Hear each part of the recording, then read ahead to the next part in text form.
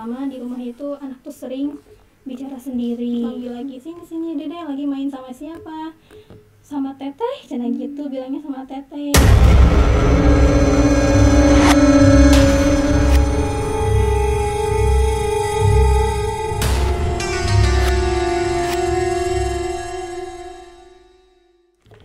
Bismillahirrahmanirrahim. Assalamualaikum warahmatullahi wabarakatuh. Bertemu kembali bersama Ataki Ruqyah Center di podcast kita di Ruang Ataki. Bersama saya Sri Sudarini. Apa kabar semuanya? Semoga dalam keadaan baik-baik saja. Alhamdulillah pada pagi hari ini kita telah bersama Bapak Ustadz Nandang Burhanuddin sebagai praktisi ruqyah di Ataki Ruqyah Center. Apa kabar Pak Ustadz Nandang? Alhamdulillah luar biasa, Allahu Akbar. Oh, Masya Allah, energinya sangat-sangat terasa ya di ruangan podcast ini.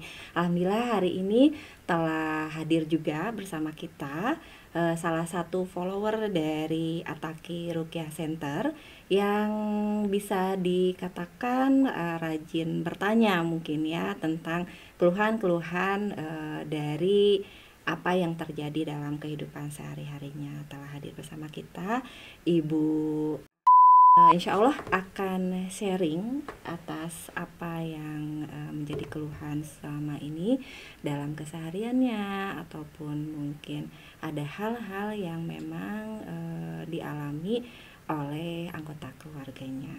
Seperti Ataki dari episode-episode lainnya, kita seringkali membahas ya Pak Ustadz ya tentang gangguan-gangguan jin, ataupun tentang bagaimana caranya meruqyah secara mandiri di rumah. Mungkin hari ini di tayangan perdana kita insya Allah akan kita bahas juga ya Pak Ustadz ya, bagaimana caranya untuk mengatasi solusi dari gangguan-gangguan yang dialami dari hari ke hari di kehidupan Bu Askurniasi ini. Namun terlebih dahulu kita dengarkan dulu bagaimana keluhan dari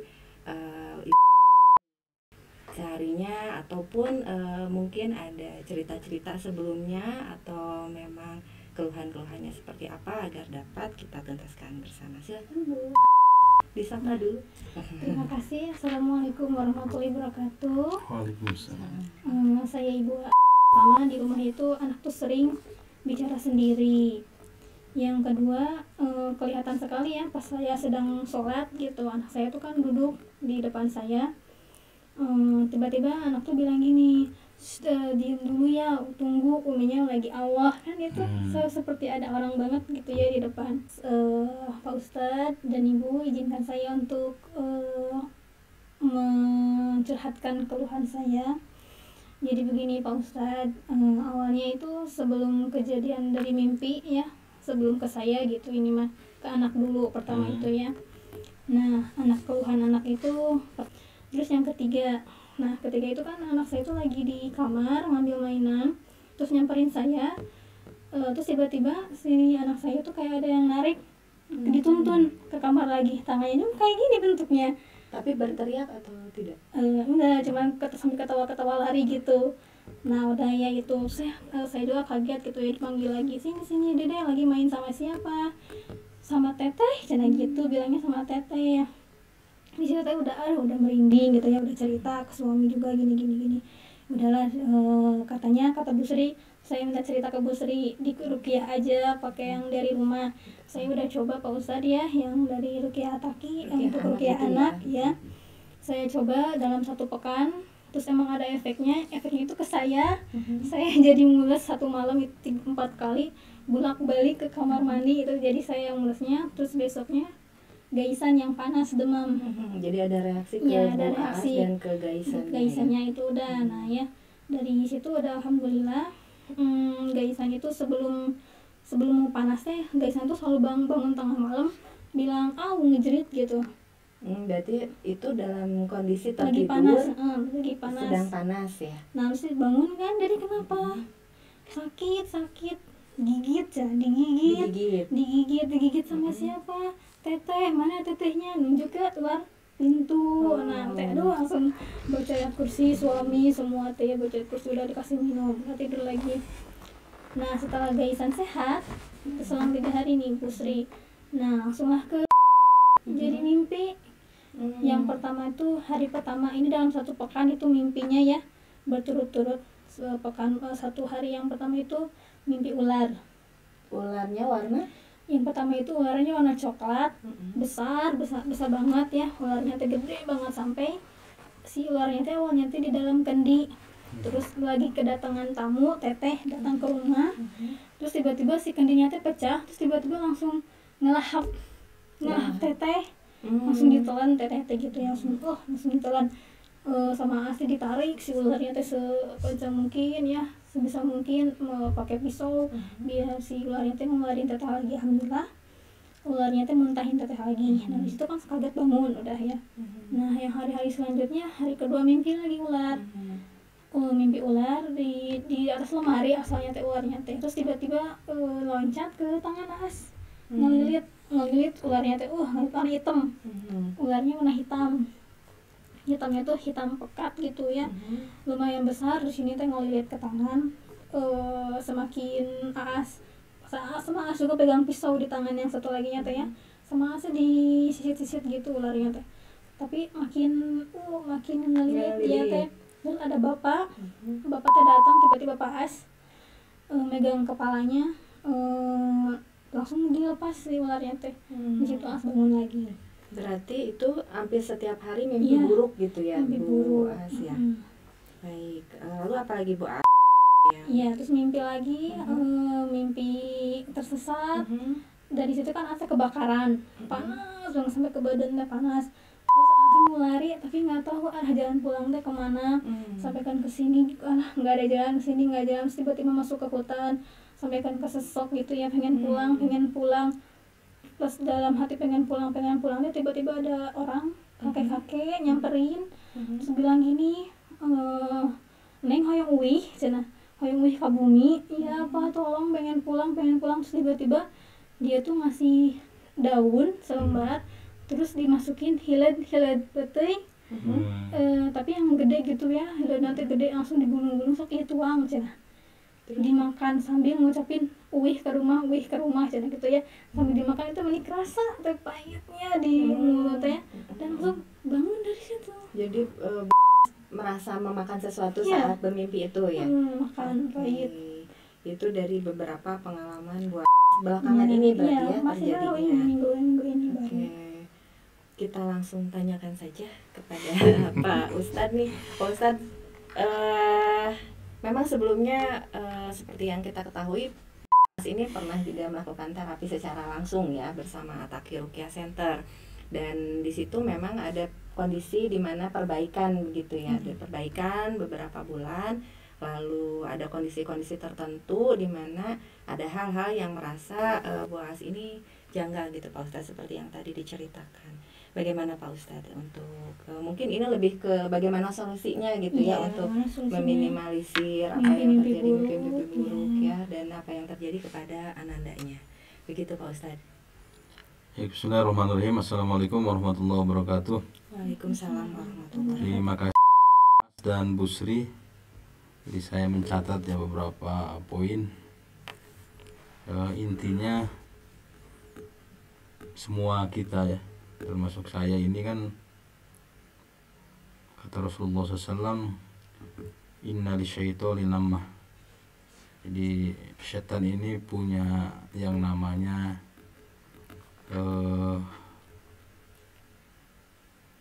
bisik-bisik, atau yang suka menghantui, suka menyerupai ya, suka nempel bibni Adam kepada manusia.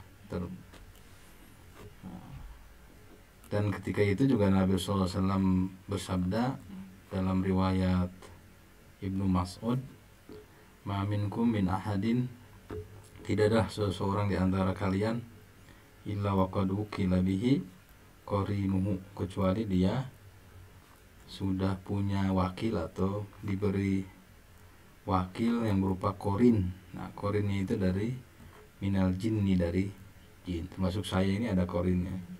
Bu Sri, ada korinahnya. Nah, di samping jin dan tadi ada juga wa qorinuhu minal malaikah, dan ada korinnya itu dari malaikat. Nah, jadi kalau berbicara tadi dalam teori nabawi itu, jadi kita ada lammah, ada korin. Nah, lammah ini sesuatu yang tidak berbentuk.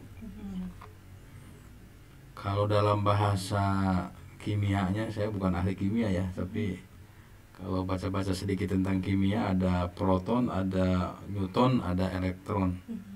Nah, itulah mungkin terjemahan dari lammah. Jadi lammah itu kalau yang positif namanya proton, berarti di sini adalah lammahnya itu bimbingan malaikat. Terus panduannya juga dari malaikat. Kalau yang negatif namanya elektron itu, jadi lammah minasyaiton. Elektronnya itu dari setan. Nah, cirinya itu kentara dari hal yang dirasa, hal yang dilihat, hal yang ada dalam energi kita. Jadi kalau energi kita lagi tadi malas ibadah, termasuk saya ini kan dekat dengan masjid Bu Sri ya. Bawahnya juga malas juga. Kalau nggak maksakan itu lewat juga isya subuh. Nah, subuh sih mungkin enggak lah karena habis bangun. Nah, isya ini yang berat karena tontonan lagi rame dan sebagainya. Kalau yang suka olahraga ya dan nonton macam-macam itu. Nah, ini juga lama ada efek dari elektron tadi atau hembusan-hembusan yang tidak kelihatan tapi kita rasa. Mohon maaf misalkan kalau kita Allahu Akbar, ya kita mulut baca, atau kalau kita mendengarkan imam ya wah. Kalau kita fisik kita, pikiran kita kemana-mana, ya berarti itu kita sedang berada dalam lammah minasyaiton.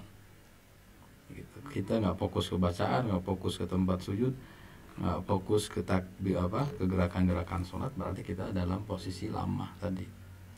Nah, itu elektron. Yang positif itu biasanya berupa lammatul malaikah.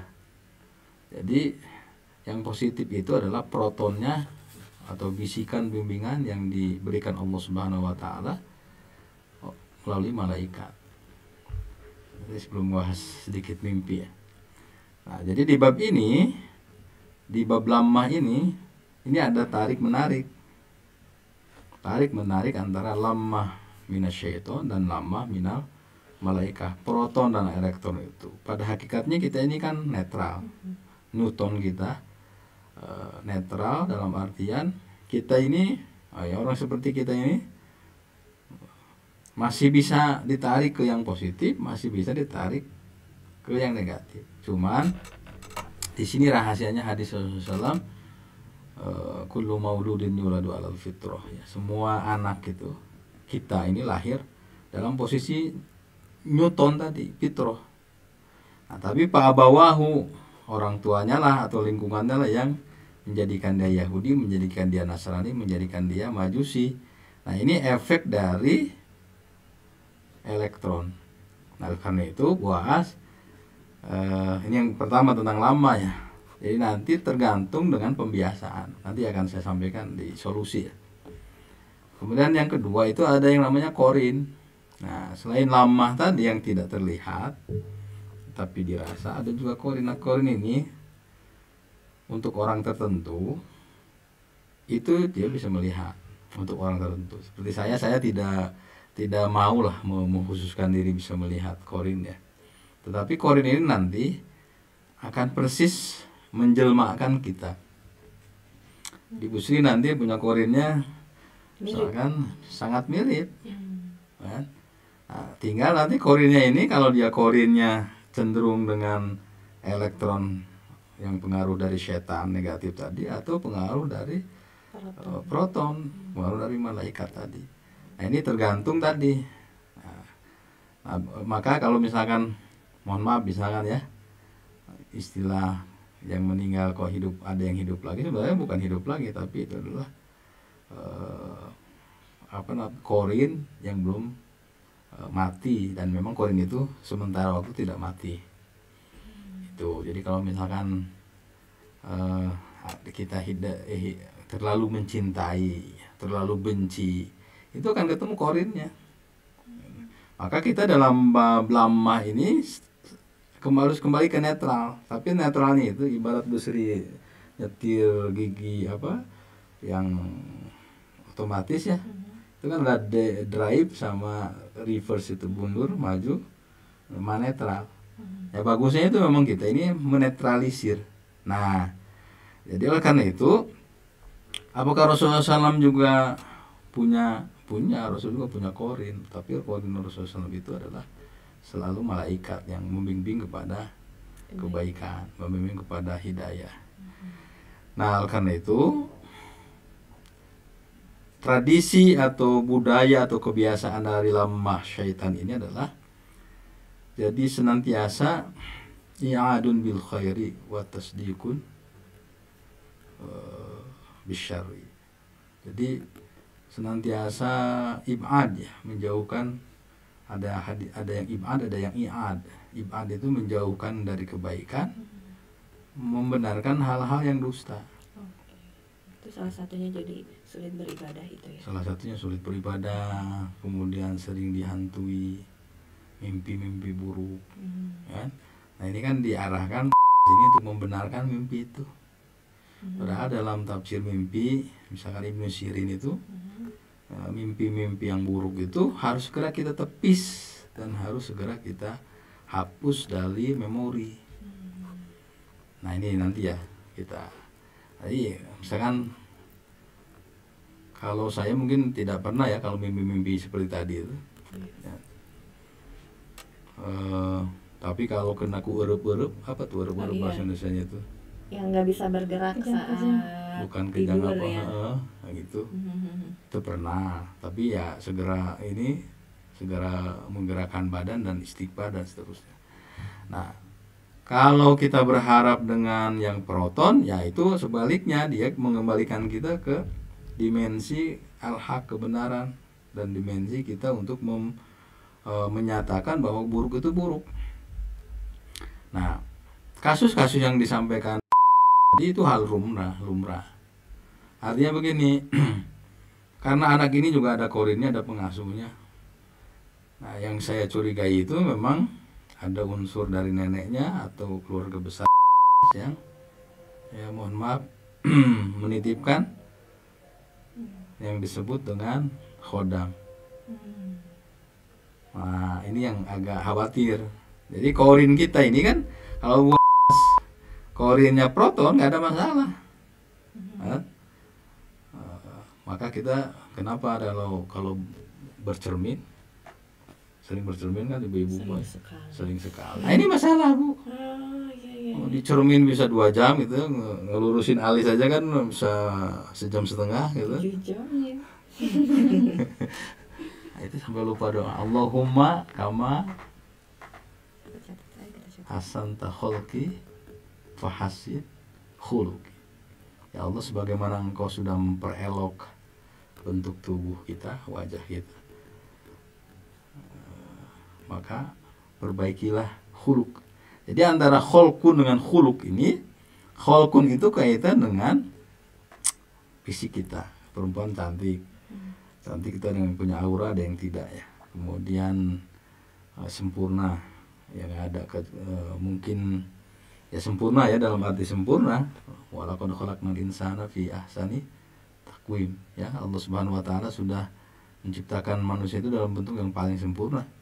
Nah, kita melihat kholqun itu sempurna, maka kita dianjurkan untuk senantiasa berdoa, ya Allah, sebagaimana Engkau memperbagus ciptaan kami. Kalau mengkerut ya memang usia. Kalau jerawatan ya memang mungkin kurang hormon atau jorok lah, bukan hormon ya. Lupa bersihin wajah. Nah, ini ada PR kaitan dengan khuluq. Nah, bab khuluq ini kaitan dengan perilaku. Maka di sini perlu namanya riyadhah. Jadi solusi dari ini mudah dan murah.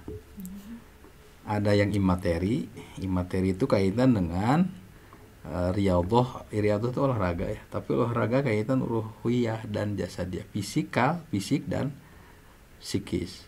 Nah, yang fisik ya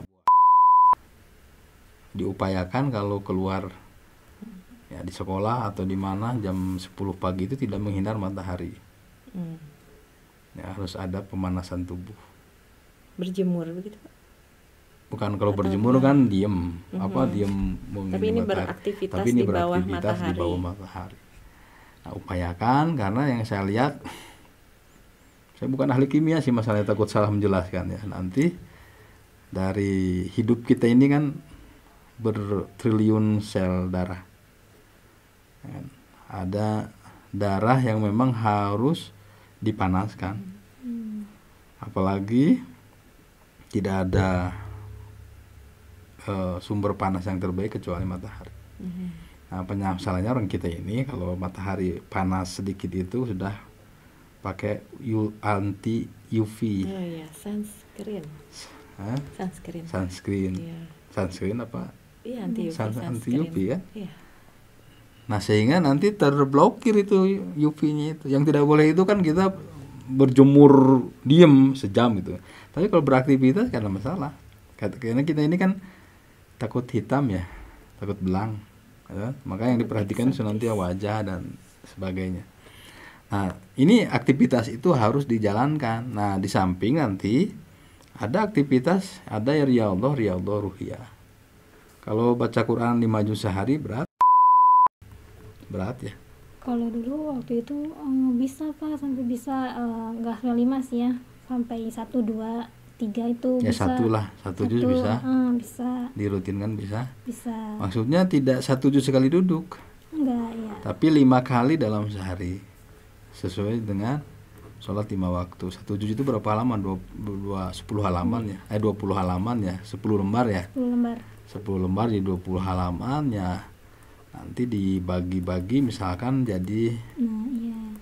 Nah untuk sekarang itu sangat jadi malas, susah. Biasanya yang sebelum tidur juga baca Quran dulu gitu ya. Berat sekarang gitu ya. Kalau sini harus memaksakan. Sama dengan orang beraktivitas di bawah terik matahari kan. Panas, malas. Bawa payung Pakai topi. Nah, ini yang harus di Allahumma inni maksakeun wa na'udzubika minal khoream wa ankehila, doanya itu ya. Ya Allah, saya ini maksakeun dan saya berlindung dari hoream dan kehila. Nah, ini yang untuk jadi komunikasi tadi dengan cermin, lalu berkomunikasi dengan tubuh. Berapa sih nanya badan, nggak nanya mata, nggak nanya mulut? Pernah Pak, saya malah bilang sabar ya, yang sabar. Nah, itu buku komunikasi, dan ke Korin juga harus komunikasi. Jadi kita ini mengkhitob atau berdialog dengan tubuh kita, pada hakikatnya itu juga berdialog dengan Korin kita. Saya tahulah Korin saya kayak apa ya, suka kayak Bapak berarti. Kan mirip Pak. Ada ininya. Saya tuh sekarang pengen ketawa gitu kan. Nah, tapi maksudnya itu harus dikomunikasikan. Komunikasi ya seperti kita berkomunikasi. Kalau saya misalkan mau minta tolong ke Bu Sri, ya, misalkan Bu Sri, mohon maaf nih, kita podcastnya tidak hari Kamis, hari Rabu saja, ya, karena saya bla bla bla bla bla. Kan ada komunikasi, sehingga Bu Sri juga menyiapkan dan mengkomunikasikan lagi. Nah, di bab ini kadang kita ini kan ya menganggap bahwa sel-sel ini tidak hidup. Apalagi kita menurut ahli itu ada 2 triliun lebih sel. Dan kita tidak pernah berkomunikasi secara baik. Katakan dalam diri itu, wahai Korin, wahai Khodam, baik yang di dalam tubuh maupun yang di luar tubuh, di dalam rumah maupun yang di luar rumah, di lingkungan terdekat maupun yang terjauh. Pergi kalau kalian mau menyakiti, mari bersama kalau kalian membawa cinta. Ya Allah, lindungi kami. Kan doa itu ada ya sudah kita ini di YouTube sebelumnya. Nah, jadi tapi kita sering komunikasi. Jadi dari ruqyah ini sebenarnya, teori ruqyah itu kan sebenarnya membuat netral kondisi. Tapi netral itu kan nggak bisa sekali, ya. Jadi menetralkan kondisi ini, oke sekali netral, sejam 2 jam. Tapi setelah itu kan balik lagi, pikiran kita, mata kita, telinga kita, mulut kita, pori-pori kita, sel-sel kita, dan seterusnya. Kemudian yang ketiga, kalau untuk saya menyarankan ya, mohon maaf nih, jadi harus ada pola makan yang teratur. Saya minta nanti dicek dulu lah ke dokter, kalau nanti ada rezeki ya MCU ya, di MCU. Kalau tidak ada apa-apa, alhamdulillah. Tetapi saya yakin ya ada sel-sel yang dokter yang paham lah, karena saya mungkin hanya menerka dari aura-aura yang dilihat. Jadi saya melihat ya perlu perbaikan sel suami istri, dan ini terlebih untuk anak. Nah anak ini kan susah Bu, mau diruqyah kayak gimana anaknya? Maka susunya apa misalkan sekarang? Mau susu apa misalnya? Susu cair, susu murni, susu bubuk. Formula. Anak suka baca bismillah atau tidak? Suka, kan dibacain dulu sama orang tuanya. Nah, dibacain sama orang tuanya, oke. Nah, kemudian suka dialog nggak anak ketika di rumah, seperti yang saya tadi sampaikan? Sama ibunya. Sama ibunya, sama si teteh-teteh tadi yang tidak terlihat, gitu kan? Kalau misalkan teteh itu komunikatif dalam artian positif tadi proton, malah nggak masalah itu. Jadi kita malah punya teman. Itu. Tapi kalau yang dikhawatirkan kan tadi ya, elektron tadi yang negatif tadi, lamah minasyaiton itu, khawatirnya anak itu misalkan orang Sunda mah kebawa kusakaba-kaba. Cuman bahasa Indonesianya apa bahasa? Jadi kebawa ke alam antah berantah, gitu kan? Tapi dikomunikasi. Nah, sehingga nanti untuk pengaruh mimpi ini akan diselesaikan dengan makanan, pola makannya dirubah, diganti, nanti gantian dengan suami. Memang saya pemakai juga ya, alhamdulillah, energi terbarukan, sel terbarukan. Walaupun saya belum intensif, saya sesekali karena dipandang sehat, jadi nggak ada masalah secara ini, karena saya hasil check up semua bagus ya, alhamdulillah. Tapi ketika kalau saya letih-letih dikit itu, misalnya begadang, itu kuat dan tidak merasa apa-apa 2 hari gitu ya, tidur merem gitu kan, bukan tidur. Nah artinya disampaikan karena dikhawatirkan. Ini kan kita bukan suuzon. Ada makanan-makanan yang kita tidak tahu makanan dari mana. Itu kemudian kita ingin memperbaiki sel dalam tubuh kita, sehingga nanti buas ya, aku yakin nanti mimpi itu tidak akan ada lagi. Nah untuk mimpi itu sebelum tidur, baru dibahas kemarin ya, ucapan terakhir itu baca surat Az-Zalzalah minimal 20 kali. Ya disarankan untuk memperbarui molekul di luar ya, kemudian sel di tubuh itu, baca surat Az-Zalzalah 21 kali. Itu fungsinya ya, tinggal dilihat di YouTube dan di share nanti ke keluarga. Ya fungsinya lil hisonah, menjaga dari pengaruh luar dan mengeluarkan pengaruh yang sudah masuk ke dalam tubuh. Nah ini jadi ada proses solusi yang simultan, komprehensif, antara memperbaiki sel makanan dengan pola makan yang diganti, yang dirubah, kemudian molekul-molekul di luar dirubah dengan bacaan Az-Zalzalah. Nah, lalu pola komunikasi dengan anak, suami, lingkungan sekitar juga diperbaharui.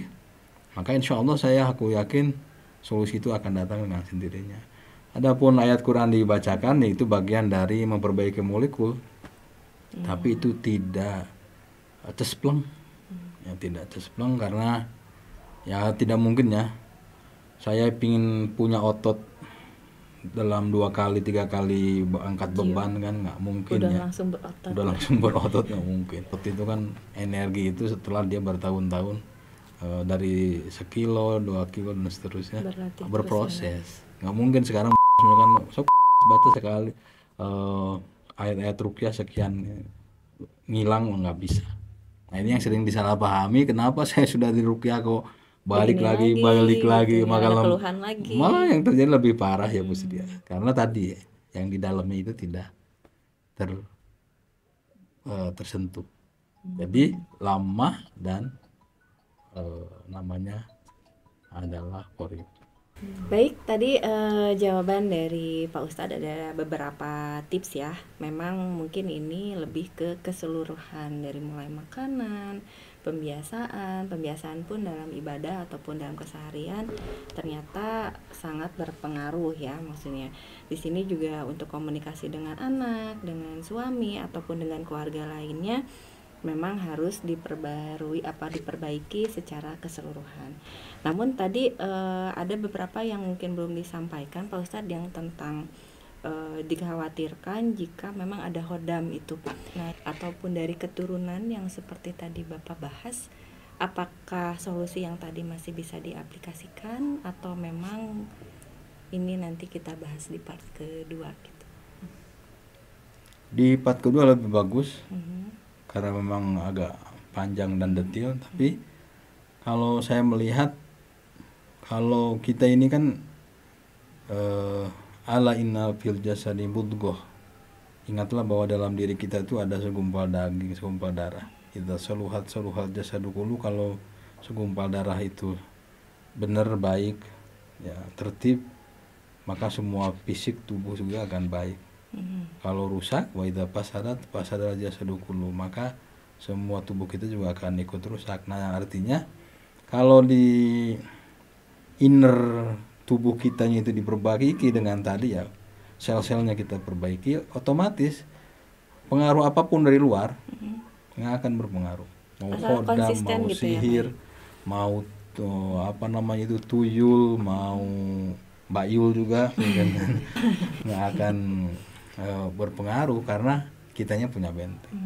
Nah, sehingga nanti si korin ini juga akan mengikuti, dan lama yang kita akan hidup di tubuh kita juga akan berupa hal-hal yang positif.